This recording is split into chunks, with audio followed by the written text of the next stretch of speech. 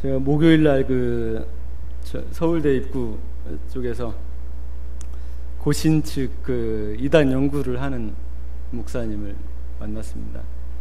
그래서 이런저런 얘기를 나누다가 이제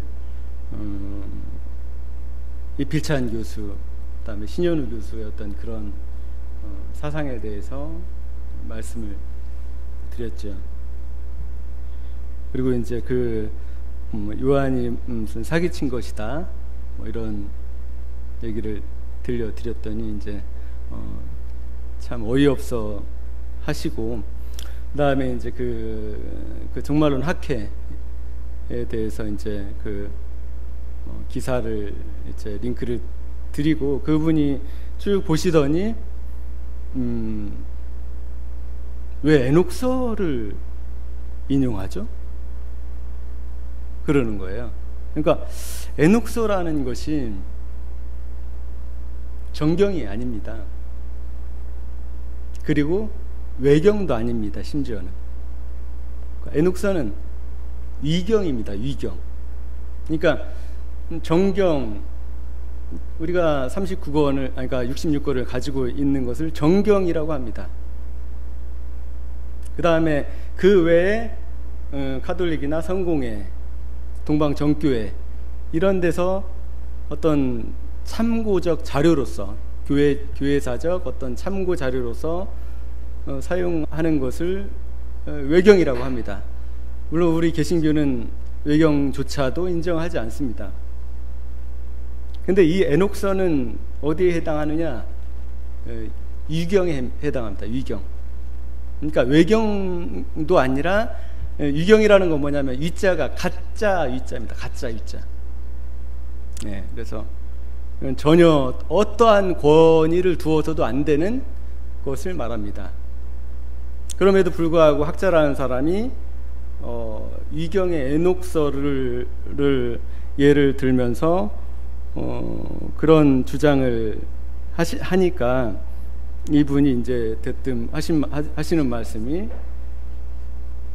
왜 에녹서를 인용하는지 되게 의아해 하시더라고요. 그래서 우리가 이 에녹에 대해서 에녹이 예언한 것이 유다서 1장 14절에 나옵니다. 근데 이 유다서 1장 14절에 이 유다가 이 에녹이 예언했다는 이 말씀이 하나 있다고 해서 에녹서라는 것에 어떤 권위를 이제 두는 것 같습니다.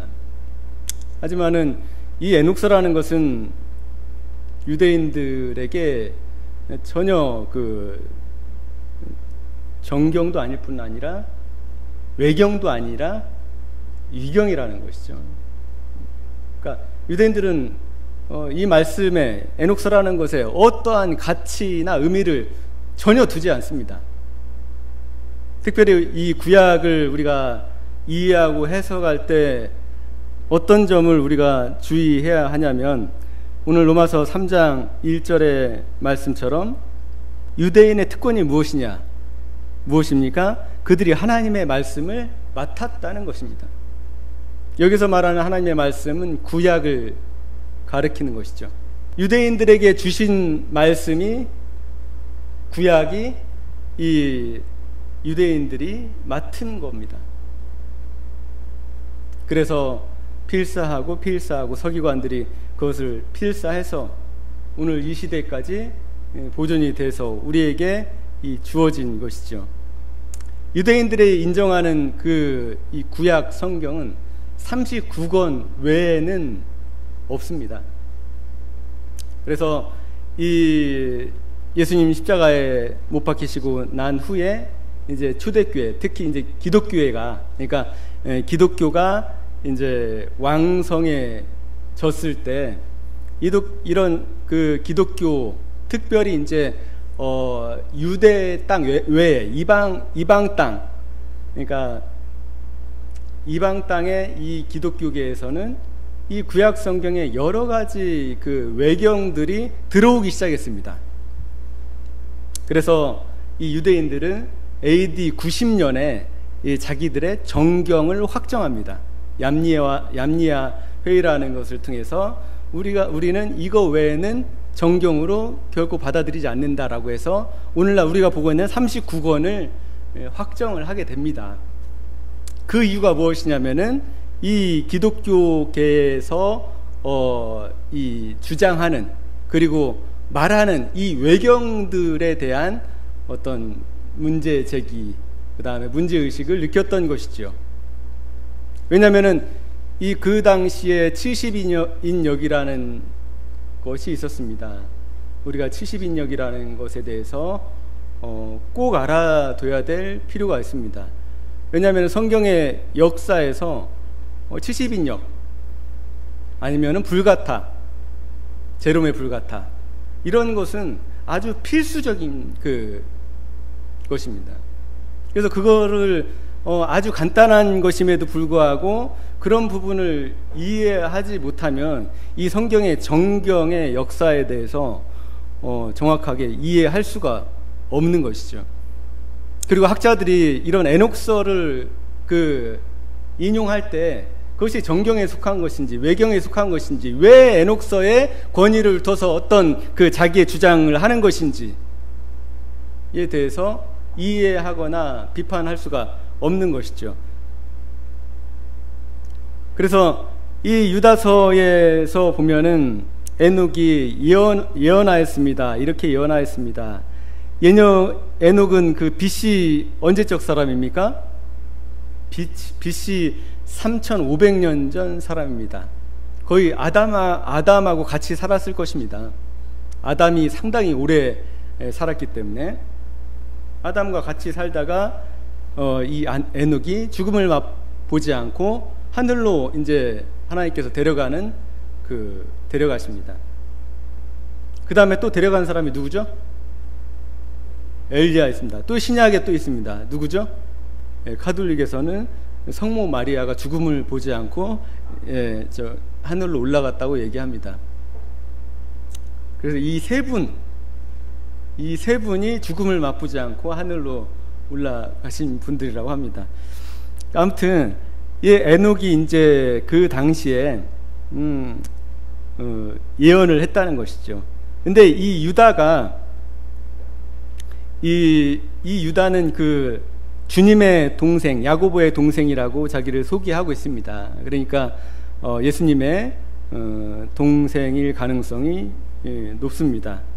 그래서 이 유다가 이렇게 이제 에녹은 이렇게 예언하였습니다 라고 이제 말을 합니다. 그러니까 만약에 이 에녹서라는 것에 유다가 권위를 두었다면은 에녹은 이렇게 기록하였습니다 라고 말을 했을 것입니다.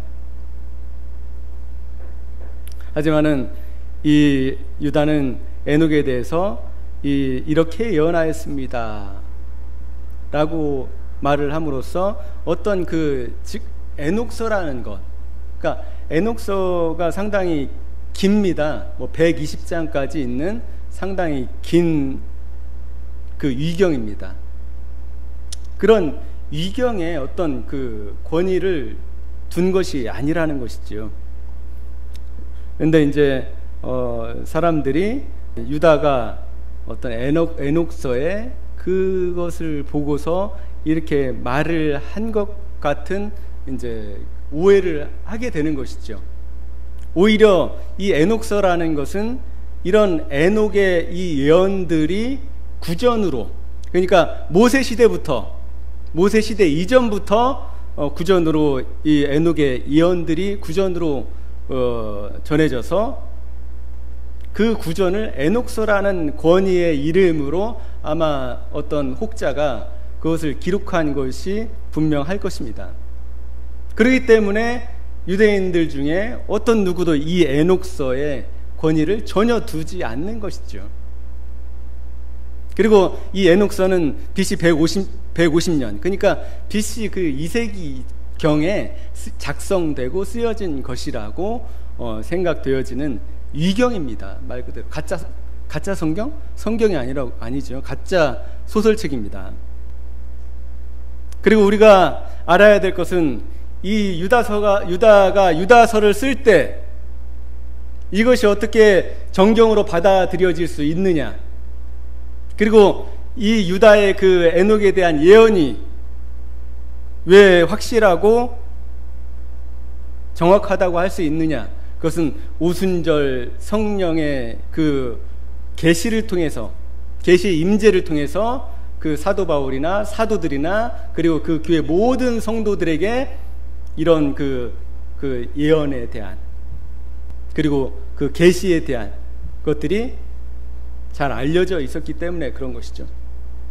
그래서 만약에 유다가 이 에녹의 어떤 구전을 얘기를 했다면은 이 에녹이 말한 이 예언이 3500년 전에 어떤 전승을 통해서 그냥 말한 것을 그냥 기록한 것이 아니라 성령의 감동과 계시와 확증을 통해서 이 말씀을 했다고 우리가 이해할 수 있는 것이죠. 그러니까 계시는 그리고 예언하는 사람의 제재를 받는다. 그래서 그 당시에 그 바울이라든가 그 당시에는 성경이 기록되는 예언의 시대였습니다. 초대교회는 계시의 시대였습니다. 하나님의 성령이 아주 그 충만하게 임했던 시대입니다. 어떤 거짓도 허용되지 않는 시대였죠. 그래서 아나니아와 삽비라, 그 땅 판 것, 그 주님의 그 사도를 속인 것에도 어떤 죽음의 응징이 있던 때라는 것이죠. 그렇기 때문에 우리가 성경의 이 정경성에 대해서 그런 것들, 그러니까 성령의 그 오순절의 성령의 임재에 대한 그런 어떤 개념이 없으면 이 성경의 영감에 대해서 우리가 깊이 이해할 수가 없습니다. 그러니까 오순절의 그 계시의 시대, 예언의 시대, 그리고 성령이 사도들에게 강하게 임했던 그 시대, 그 시대에 이 성경이 쓰여진 이유들이 있다는 것이죠. 그래서 우리가 이 성경의 권위를 부여할 수 있는 것입니다. 그래서 이 구약을 말할 때는 우리가 유대인들의 그 범위를 벗어나서는 절대 안 됩니다. 왜냐하면 이 구약은 신약교회에 맡겨진 게 아닙니다. 어떤 성경 하나도, 구약 성경의 어떤 성경 하나도 이 교회를 위해서, 교회 시대에 주어진 게 없습니다. 오직 전부 다 유대인들에게, 하나님의 백성인 이스라엘 민족에게 주어진 것입니다. 그리고 그것을 맡았다. 유대인들이 그 하나님의 말씀을 맡았다고 얘기를 합니다. 그래서 그 맡은 역할을 언제까지 하냐? 지금 이 시대까지 하고 있는 것이죠. 그래서 지금 우리가 보고 있는 이 구약 성경 있지 않습니까? 창세기부터 말라기까지 이 말씀들을 어떤 성경을 기초로 해서 우리가 이 성경을 번역합니까? 유대인들이 보존해 놓은 성경을 기초로 이 구약 성경을 번역을 한 것이죠. 그렇기 때문에 이 주님 오실 그날까지, 이 세상이 끝날까지 유대인들에게 맡겨진 겁니다. 이 구약 성경은. 그래서 이 범위를 벗어나서 구약을 인용한다. 그것은 신학과 신앙을 망치는 지름길을 가는 겁니다. 그래서 로마 가톨릭 같은 경우 마카베오 1서 2서를 통해서 거기에서 죽은 자를 위한 기도, 연옥설, 이런 것들의 교리를 형성하게 되는 거죠. 그러니까 정경 외에, 유대인들에게 맡겨진 성경 외에 우리가 절대로 어떤 권위, 어떤 학자들이 그런 것에 권위를 뒀다, 그런 학자들의 책은 읽을 필요가 없습니다. 왜냐하면은 어떤 바른 권위에 기초하지 않은 그 어떤 이론, 논리, 그 다음에 사상, 그 다음에 교리, 이런 것들은 올바를 수가 없습니다. 왜냐? 캐논이 잘못된 것이니까 그렇죠. 캐논. 10cm를 재야 되는데 100cm를 재고 있어요. 그러니까 그들이 올바른 잣대로, 올바른 자로 성경을 해석하지 않는 한 그 성경 해석은 왜곡되고 잘못될 수밖에 없는 것이라는 거죠. 그러니까 그 고신 측 목사님 말씀이 맞습니다. 왜 에녹서를 가지고 왜 이걸 얘기하죠? 에녹서는 정경이 아닌데, 우리가 보는 성경도 아닌데, 한마디로 말해서 듣보잡이라고 하죠. 듣보잡. 에녹서 본 적 있습니까, 여러분? 그러니까 전설 따라 삼천리라는 에녹서에, 그러니까 이런 유다서를 잘못 이해하는 사람들이 이 에녹서라는 것에 권위를 두는 거죠. 그런 사람들은 학문적인 어떤 그 테두리에 갇혀서 자기 자신이 속는 것입니다. 그렇게 되면 어떤 일이 발생하느냐? 그 믿음의 기초가 완전히 흔들리고 파괴됩니다. 자신의 믿음의 기초가 흔들리고 파괴되는 것은 물론이와 그것을 듣는 사람들, 가르침을 받는 사람들의 믿음의 기초가 다 흔들리고 파괴된다는 것입니다. 그래서 우리가 정경 보면은, 정경은 뭐 신적인 문서를 말한다. 네, 한마디로 말해서 올바른 경전으로 인정된 신적인 문서, 하나님의 영감으로 된, 하나님의 숨결이 들어간 문서를 우리가 정경이라고 얘기를 하죠. 특별히 구약 같은 경우에는 39권, 그러니까 유대교가 인정한 그 정경 외에는 정경으로 인정할 수 없습니다. 하지만 로마 카톨릭은 유대인들이 인정하는 그 정경 외에 7권을 더 인정을 합니다. 그러니까 이것이 개신교와 차이가 있는 것입니다. 이 7권을 더 인정을 합니다. 그 다음 외경은 정경은 아니지만 역사적 사실에 대한 기록을 참고를 위해 사용할 수 있는 것을 말합니다. 역사적인 참고 자료, 참고 서적을 뭐 의미하죠. 근데 이 외경들이 로마 카톨릭이나 성공회에서 보는 그 외경들, 그러니까 외경 7권 이렇게 있지 않습니까? 정교회랑 성공회랑 그 다음에 로마 카톨릭이 말하는 그 외경이 좀 틀립니다. 아무튼 이런 외경들이 있습니다. 그래서 카톨릭, 정교회, 성공회 등은 이 제2경전이라고 분류를 해서 이 외경을 참고를 합니다. 그 다음에 위경, 이거는 교회가 어떠한 권위도 부여하지 않은 문서를 말하고 대부분은 위작을 말한다. 이런 문서는 기독교 교리를 파괴시키며 신적인 문서로 볼 수 없는 인간의 상상의 산물이다. 그러니까 한마디로 소설책입니다. 소설책. 이런 소설책을 어떤 성경의 교리를 논하는데, 특별히 예수님의 재림에 대해서 이야기를 하는데 에녹서를 쓴다. 그건 말도 안 되는 생각이고 어느 누구도 받아들일 수 없는 그러한 생각인 거죠. 그러니까 외경도 아니라 위경이라고, 가짜 성경, 소설. 그러니까 그런 사람들은 뭐부터 다시 배워야 되냐? 이 정경이 무엇인지에 대해서 공부를 먼저 시작해야 되는 거죠.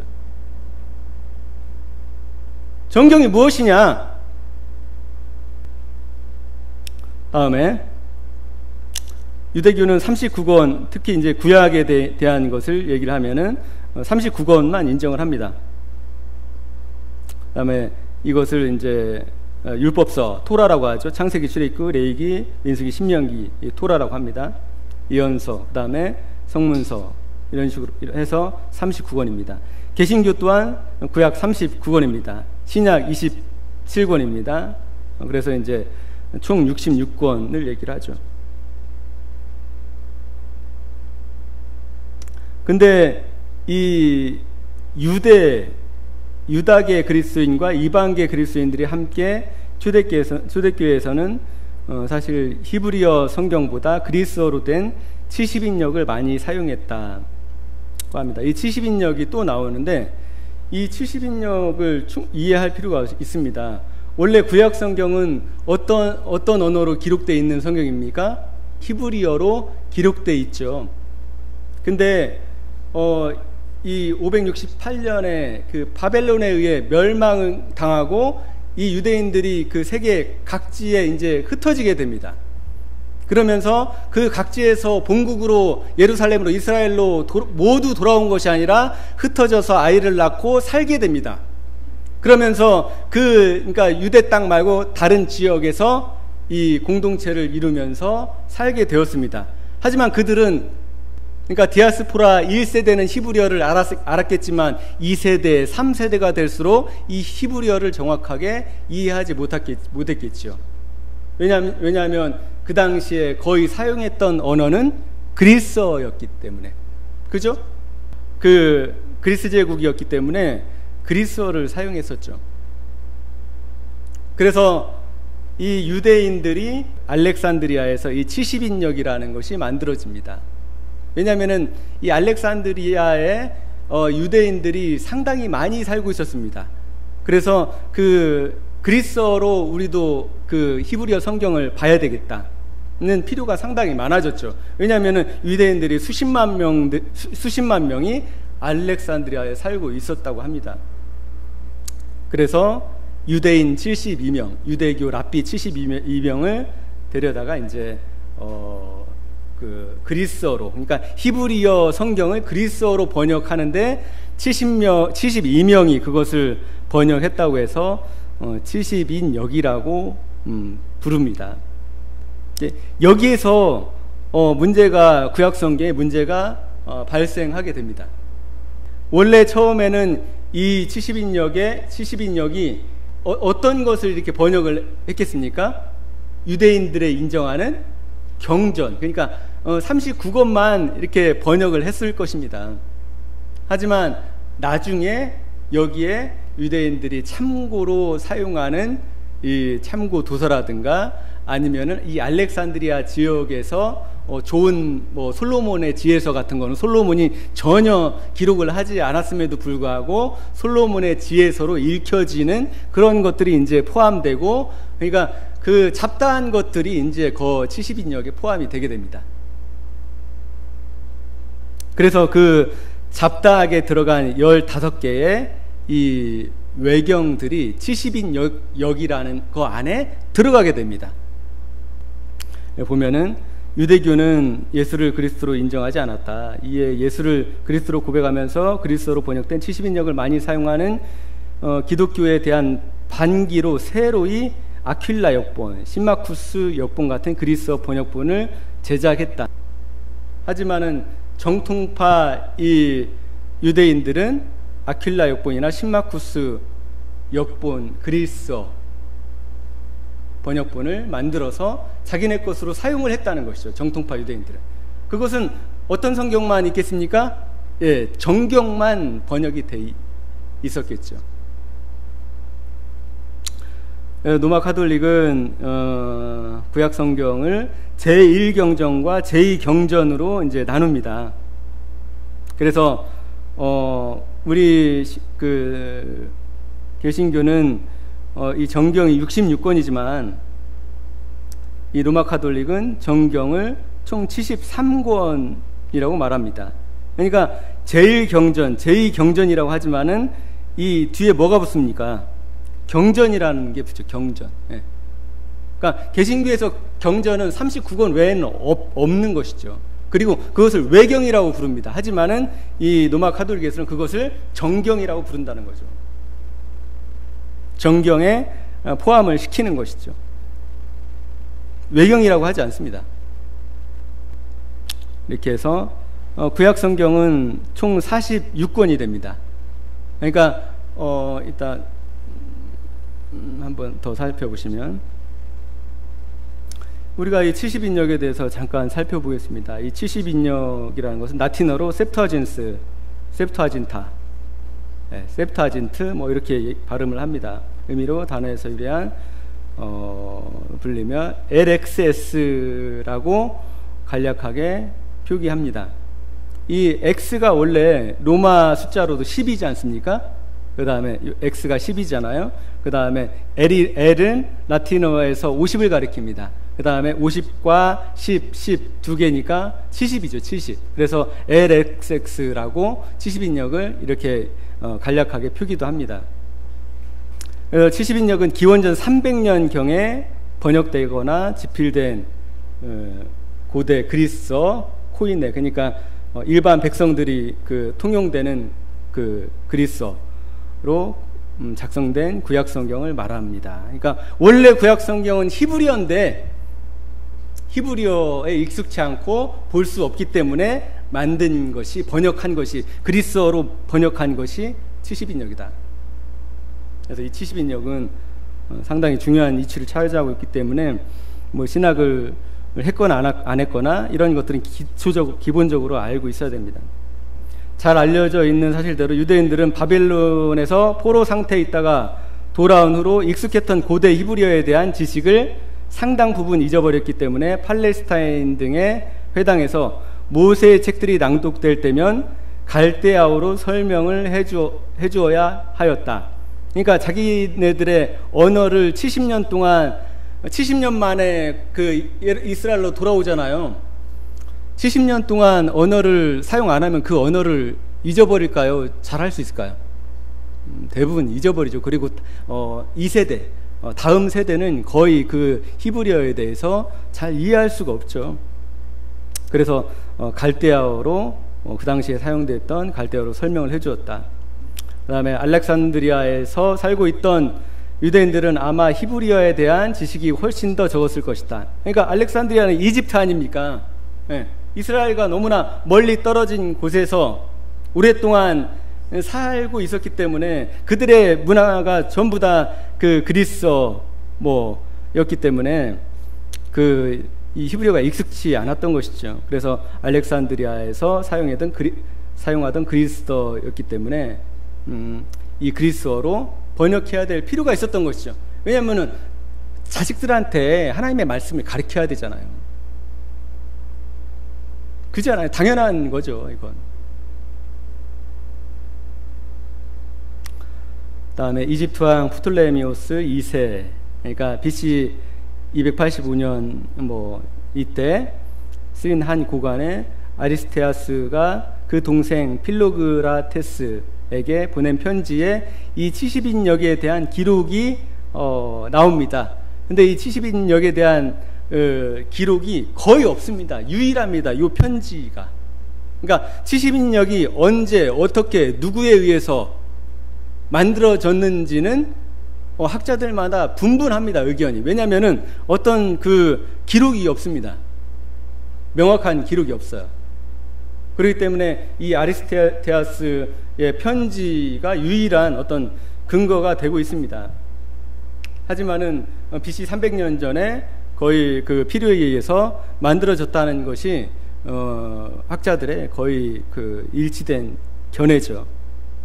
그리고 예수님 당시에 이 유대에 있는 사람들도 이 70인역을 많이 보았던 것이 또 사실입니다. 왜냐하면은 우리가 신약 성경에서 이 구약 성경의 문장 그대로가 아니라 거의 70인역의 문장과 거의 흡사한, 그러니까 약간의 어떤 어순의 위치라든가 다른 부분이 있을 거 아닙니까? 그런 부분들에 대해서 이 신약 성경에 많이 인용된 것들을 이 학자들이 확인을 할 수 있었기 때문에 이 70인역이 많이 사용이 됐었다. 그 당시에. 그렇게 이해할 수 있습니다. 편지에 따르면 이 아리스테아스 편지에 따르면 본국에서 72명의 유대인들이 초청을 받아서 알렉산드리아에서 번역한 것으로 전해진다. 현존하는 70인역의 여러 사본들은 기원전 3세기경 복잡하게 전해져 내려오던 사본들을 우리겐이 집대성하여 비판적으로 편집한 그것이 남아있지만은 원상태로 회복하기가 어렵다. 원상태로 회복하기가 어려울 수밖에 없습니다. 왜냐하면은 이 70인역 안에 BC 300년 전에 완성된 문서가 아니라 예를 들어 아까 솔로몬의 그 지혜서 있지 않습니까? 이거는 BC 150년경에 그 알렉산드리아에서 쓰여진 문서입니다. 근데 그런 문서도 이 70인역 안에 들어있다는 것이죠. 그러니까 역사가 지나면서 어떻게 됐다는 거예요? 하나하나 덧붙여졌다는 것이죠. 그 70인역이. 그러니까 어떤 70인역에 완성된 어떤 사본 하나를 발견하고 재구성하는 것은 어렵다는 것이죠. 근데 이 오리겐이라는 사람이 이 헥사플라라는, 그러니까 헥사플라라는 성경 대조본을 만듭니다. 거기에는 히브리어 성경, 히브리어, 그 다음에 히브리어를 그리스어로 음역한 거, 그 다음에 그 당시에 유대인들이 번역해서 썼던 아킬라 역본, 그 다음에 신마쿠스 역본, 그 다음에 70인 역본, 이런 그 당시에 사용됐던 그리스어 역본들을 다 같이 이렇게 모아두었습니다. 그 오리겐이 그런 일을 했습니다. 그래서 오리겐의 그 헥사플라 안에 70인역이 있었던 것이죠. 그리고 그 70인역이 나중에 제롬의 라틴 불가타를 만드는데 큰 역할을 하게 되는 것입니다.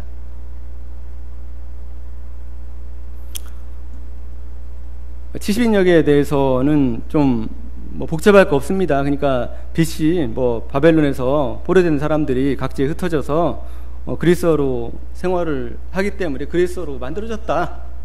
70명의 학자들을 데려다가 번역했다고 한다. 그 정도만 알고 있어도 됩니다. 그리고 원래 정경에서 여러 가지 것들을 덧붙이기 시작해서 그것이 구약 성경이 좀 셉터진트 플러스라고 합니다. 그 정확한 명칭이. 그러니까 정확하게 유대인들의 정경의 플러스가 됐다는 거예요. 셉터진트 플러스. 정경의 플러스가 됐는데 어떤 것들이 플러스가 됐냐? 이것들이죠. 요 밑에 보면 에스드라서, 제2에스드라서, 그 다음에 토비서, 유디서, 에스텔, 솔로몬의 지혜서, 집회서, 바룩서, 마케오보 상하, 예레미야의 편지, 아자리아의 기도와 새 젊은이의 노래, 수산나, 벨과 뱀, 므낫세의 기도. 너무 낯선 것들이죠? 네. 그 가운데에 원래 70인역에 이것들이 다 포함이 되어 있었는데 지금 카톨릭에서는 토빗, 유딧, 지혜, 여기 그 빨간 걸로 표시된 거 있지 않습니까? 네, 바룩, 마카베오, 그 다음에 에레미야의 편지, 요것만 이제 그 제2경전으로 이제 인정을 하는 것이죠. 왜냐? 어느 정도 사본학이라는 것이 그 발전이 되고 발달이 되고 이 문서들의 그 진위를 어느 정도 알게 되지 않습니까? 그러면서 너무나도 허구라고 생각되는 것들, 그러니까 인간의 상상의 산물들, 이런 것들을 어느 정도는 배제시켜야 됐다는 것이죠. 그래서 원래 이 에스드라서, 그 다음에 이 여러 가지 것들이 전부 다 70인역 안에 외경으로 있었지만은 이 로마 카톨릭에서는 이 7개의 외경을 제2경전으로 인정을 하는 것입니다. 다음은 이 70인역에 대한 문헌 기록을 좀 살펴보면, 아까 이제 반복이 될 수도 있습니다. 신구약 중간기라 일컫는 주전 200년부터 주후 100년까지 시기에는 구약 정경에 포함된 책들 이외의 많은 종교적 문헌들이 생겨났고 사람들에 의해서 널리 애독되었다. 이 당시 출연한 많은 종교적 저작물 중에서 15권들의 책들, 그러니까 아까 봤죠? 나열이 됐던 15권이 특별한 사랑을 받았다. 그래서 이 책들은 히브리어 구약 성서와 동등한 권위를 인정받게 되었고, 이거는 그 카톨릭의 관점입니다. 유대인들은 그 책들에 어떤 권위도 부여하지 않았습니다. 동등한 권위를 부여하지 않았다고, 유대인들은 전혀. 그래서 70인역이 완성됐을 때 이 책들도 구약 성서에 포함되게 되었다. 그죠? 네. 편지에 따르면 이건 아까 얘기한 거고요. 네. 70인역으로부터 고대 라틴어 번역본이 만들어졌는데 그 고대 라틴어 번역본들이 만들어지고 그 최종적인 로마 카톨릭의 성경이 된 게 제롬의 라틴 벌게이트, 제롬의 라틴 불가타가 됩니다. 왜냐하면은 이 70인역을 통해서 구약 성경을 많이 이제 필사하고 필사한 것을 필사하다 보니까 어떤 일이 발생하냐면은 제가 보는 성경과 내가 보는 성경이 다른 거예요. 그러니까 통일성과 규칙성이 없어지게 됩니다. 그래서 이제 그 교황 다마수스 1세가 제롬이라는 학자한테 이 통일될 수 있는 벌게이트 성경을 만들어라. 라틴어 성경을 만들어라. 왜냐하면 그리스 제국을 넘어서 이제 어떤 시대가 되냐면 로마 제국의 시대가 왔기 때문에 그렇죠. 로마 제국의 언어는 라틴어였기 때문에 그렇게 된 거죠. 여기에는 물론 외경도 포함되어 있었다. 여기에서 흥미로운 것은 초대 교부들의 외경에 대한 입장이다. 히브리어를 몰랐던 이레니우스, 터툴리안, 알렉산드리아, 클레멘트, 키프리안 등과 같은 2세기, 3세기 라틴 교부들은 구약 성서와 차이를 두지 않고 외경을 인용했다. 그러니까 이런 문제들이 발생을 하게 된 것이죠. 그러니까 초대교회 이 교부들이 이 외경들을 왜냐하면은 이 성경 안에 그 외경이 포함이 돼 있으니까 참고 자료로서, 그리고 사람들이 교훈받을 수 있을 그런 내용들이 많이 있었으니까요. 그런 것들을 인용했다는 것이죠. 근데 이들의 특징이 뭐라고요? 히브리어를 몰랐었다. 네. 그 다음에 외경도 자신들이 사용했던 성경에는 차이 없이 들어있는 책들이었기 때문에 어쩌면 이것은 당연한 일이었다. 그렇죠? 성경이라는 것 안에 외경이 어떤 구분 없이, 이때는 구분이 있었을까요? 없었을까요? 없었습니다. 그 다음에 장도 없었다고 제가 말씀드렸죠. 그러니까 당연히 이것이 외경인가 이것이 정경인가에 대한 구분이 없었겠죠. 근데 히브리어를 아는 사람들은 그러지 않았다는 것이죠. 왜냐하면 히브리어를 아는 사람들은 유대인들이 인정하는 그 정경에 대한 개념을 이해하고 있었기 때문에 그렇죠. 그래서 이런 일이 발생하니까 유대교에서 이제 서기 90년에 얌니아 회의를 통해서 자기들의 구약 성경의 정경을 확정하는 것입니다. 이런 일들이 발생하니까. 이거 외에는 우리는 정경으로 인정할 수 없다. 왜냐하면 이 기독교계에서 이상한 것들을 정경이랍시고 자기네들이 전혀 권위를 부여하지 않고 인정하지 않는 것들을 보니까 자기네들은 그런 것들을 이해할 수가 없는 거죠. 용인할 수가 없는 거죠. 그래서 39권을 확정합니다.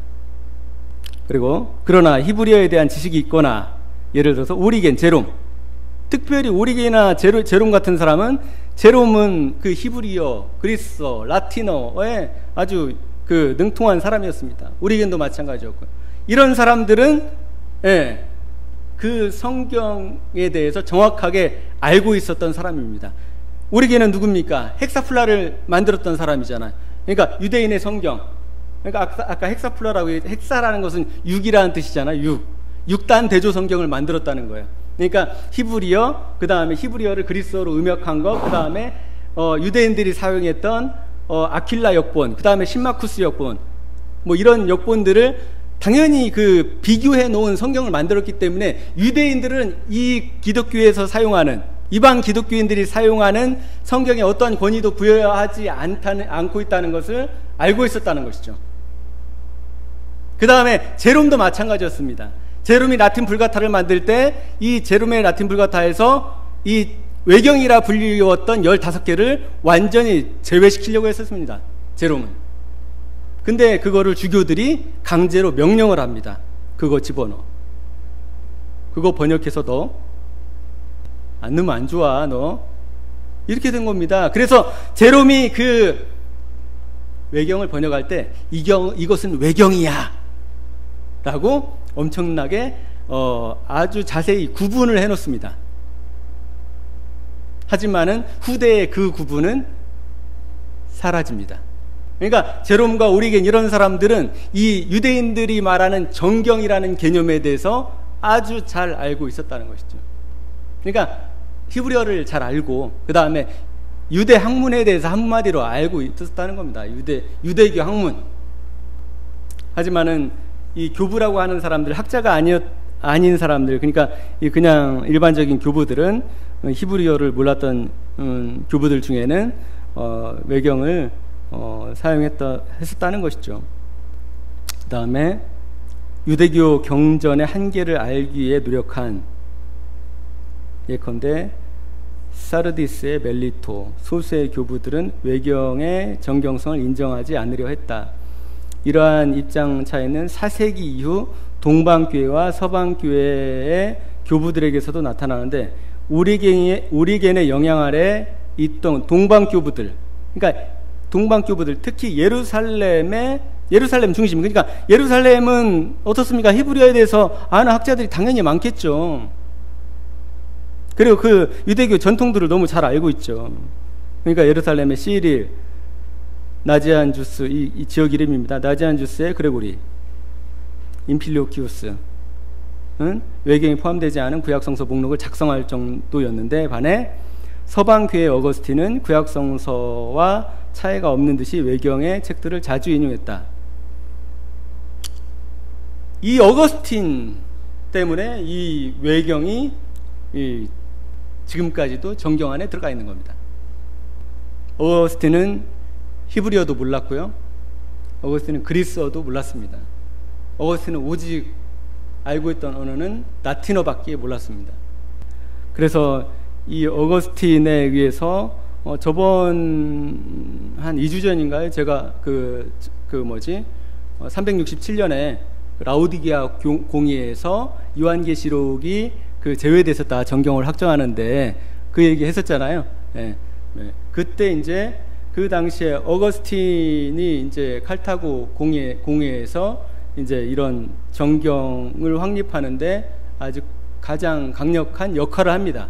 그래서 로마 카톨릭에 지금까지 외경이 지금까지 사용이 되고 있는 그 단초를 누가 만들었냐? 이 어거스틴이 만든 겁니다. 제롬이 만든 게 아닙니다. 오리겐이 만든 게 아니에요.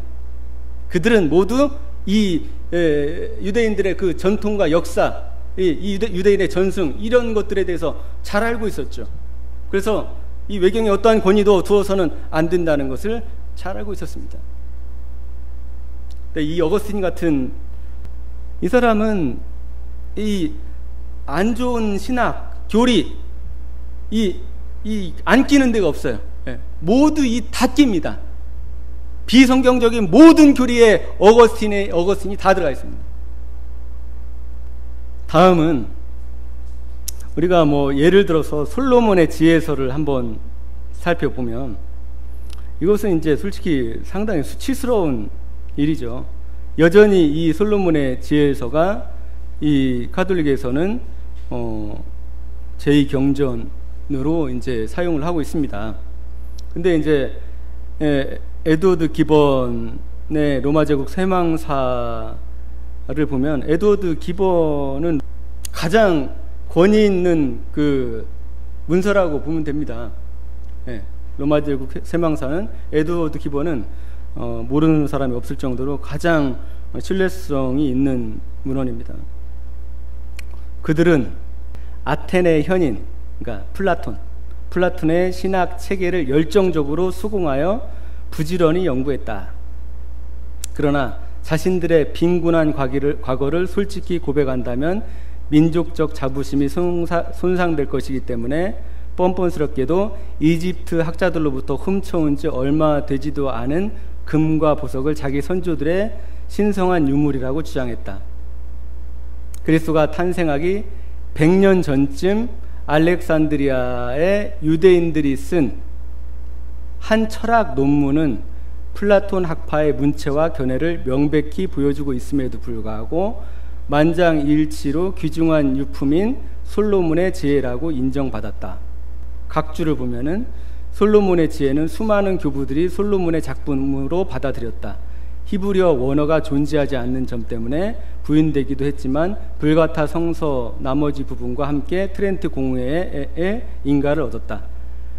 이 솔로몬이 작성을 했으면 무슨 언어로 작성이 되어 있어야 됩니까?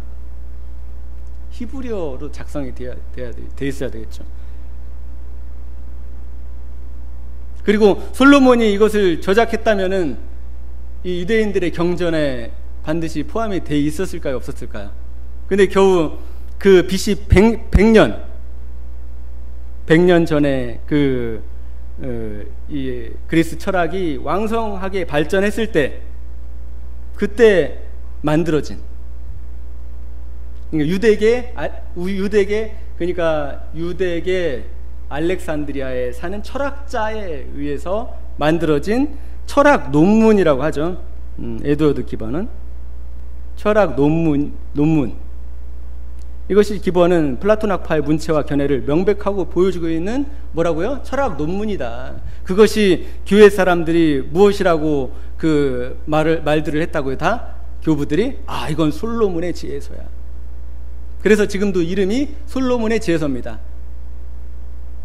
그러니까 이 세상에 이 정확한 사실을 아는 사람들, 학문의 사실을 정확하게 보여주고 하는 사람들이 외경이 왜 외경으로서밖에 우리가 인정할 수밖에 없는가, 그리고 어떠한 권위도 두어서는 안 되는가를 잘 보여주고 있다는 것이죠.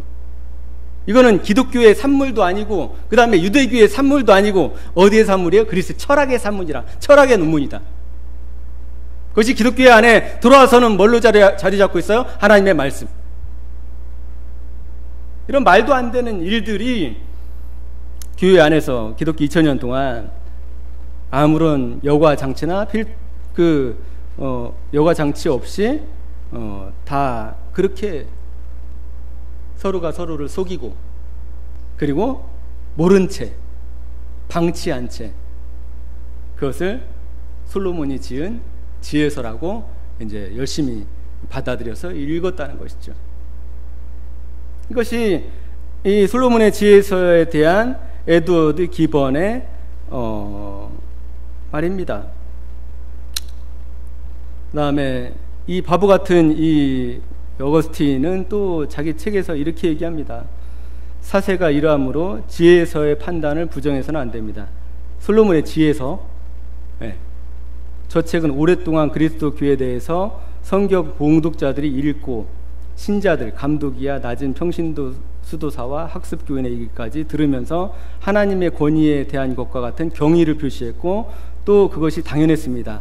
만일 내가 나보다 먼저 있는 성경 해석가들을 인용하면서 이 판단을 옹호한다면 내가 이 글을 써도 도움을 주고자 하는 그 형제들은 반드시 더 반대하지 않으리라고 믿습니다. 그러니까 뭐라고 하는 거예요? 솔로몬의 지혜서에 대해서 이것은 정경이라고 해서는 안 된다라는 비판적인 견해에 대해서 이 아구스티누스가 이 솔로몬의 지혜서는 오랫동안 교회들로, 교부들로부터 인정을 받았고, 이것은 당연히 정경이 돼야 된다 라고 말을 하는 것이죠. 근데 이 불행하게도 이 어거스틴 시대에는 에드워드 기번의 이 로마 제국 쇠망사가 안 나왔습니다. 책이 없었습니다. 아우구스티누스가 이 에드워드 기번의 책만 봤어도 이런 이제 말도 안 되는 주장, 그 다음에 그 외경들을 수용하지 않았을 텐데. 그러니까 이 기독교라는 것이 어떻게 보면은 너무나 많이 왜곡되어 있다는 거죠. 제가 항상 말씀드리는 것이 이 기독교 안에서 이 진리라는 것은 진리를 먼저 찾지 못한다. 먼저 진실이라는 것을 통해서 진실이 무엇인지를 먼저 알아야만이 진실이라는 껍질을 여러 겹 벗겨야만이 그 안에 진리라는 것이 담겨져 있다. 찾을 수 있다. 그것이 구도자들에게 주어진 의무다, 임무다. 그러지 않으면은 이 어거스틴처럼 그냥 속습니다. 이 어거스틴도 뭐 알고 속았겠습니까? 모르니까 그냥 뭐 속았겠죠. 오랫동안 교회들이 봤잖아. 그리고 솔로몬이 지었을 거야. 이름이 솔로몬에 지어서니까. 그잖아요.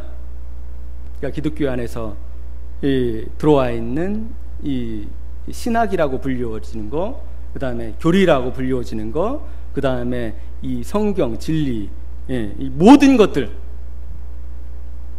우리가 이 접하는 모든 것들은 성경에 의해서 판단되어져야 되고 다시 검증되어져야 됩니다. 그러지 않으면 우리는 이 긴 시간이라는 것에 속고 맙니다. BC 100년 전에 가실 수가 없잖아요. 400년 전, 500년 전으로도 못 가잖아요. 그러니까 사람들이 킹제임스 성경에 속잖아요. 그러니까 2000년 동안의 그 역사, 교회의 역사에 대해서 조금 더 우리가 주의 깊게 살펴봐야 될 필요가 있다. 의심을 가지고. 그리고 이 세상, 오히려 객관적으로 보는 이 세상 학문을 하는 사람들이 훨씬 더 객관적으로 그것들을 알고 있다. 어거스틴보다 더 잘 알고 있어요. 이 신학교 교수보다 일반 역사가들, 그 다음에 인문학자들이 어거스틴에 대해서 더 잘 알고 있네. 이 칼빈주의 신학 대학에 있는 교수들보다 인문학자와 역사가들이 칼빈에 대해서 더 잘 알고 있네. 이러한 시대에 우리가 살고 있다는 것을 우리가 명심해야 됩니다. 너무나 포장되고 왜곡되고 윤색되고 회칠된, 그러니까 그 무덤인데, 그 안에는 무덤인데 겉은 금칠로 금칠을 해놓은 거죠. 그렇게 그런 역사 다 뺑기 칠을 다 벗겨내야죠. 페인트 칠. 그리고 우리가 그래서 이 외경이라는 거, 왜 유대인들이 말하는 그 경전에만 우리가 권위를 둬야 되는가를 우리가 알 수 있습니다. 그리고 이런 것들을 전혀 배우지 못하고 이해하지 못하는 이 가짜 박사들, 박사 같지 않은 박사들,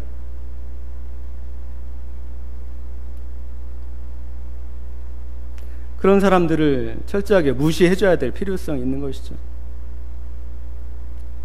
다음은